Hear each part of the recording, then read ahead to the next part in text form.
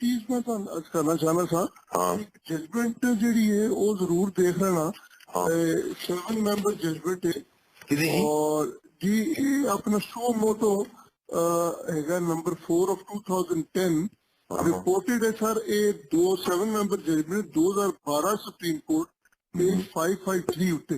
अच्छा जी, ठीक है ना जी, मैं देख लेना जो भी वकील ताला कर रहे हैं जरा देख लेना कि भी अगर उस बारे तुम पढ़ोगे तो मैं वो भी देख लीती है जो जजमेंट जी 7 member बेंच हैगी है जिहदे च उन्होंने कहा है कि जब तक एक्ट नहीं बनता ਉਹਦਾ ਤੁਸੀਂ ਜਿਹੜਾ ਗੌਰ ਨਾਲ ਪੜੋ ਤੇ ਉਹਦਾ ਕਲਾਸ 3 ਮੈਂ ਹੈਡ ਨੋਟ ਤੇ ਲਿਖੇ ਤੇ ਉੱਥੇ ਉਹਨਾਂ ਨੇ ਰਸਤਾ ਵੀ ਦਿੱਤਾ ਹੈ ਉਹ ਮੈਂ ਦੇਖ ਲੈਣਾ ਮੇਰਾ ਜੀ ਸਰ। ਮੈਂ ਦੇਖਿਆ ਹੈ ਉਹ ਵੀ ਸਾਡੇ ਕੋਲ ਵੇ ਆਊਟ ਹੈ, ਉਹ ਵੇ ਆਊਟ ਹੈ ਸਾਡੇ ਕੋਲ, ਅਦਰਵਾਈਜ਼ ਉਹ ਕੇਸ ਹੀ ਨਹੀਂ ਸੀ ਬਣਦਾ।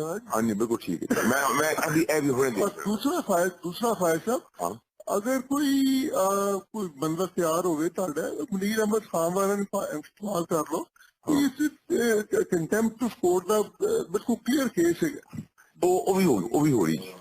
कंटेम्प्ट ऑफ कोर्ट का केस है।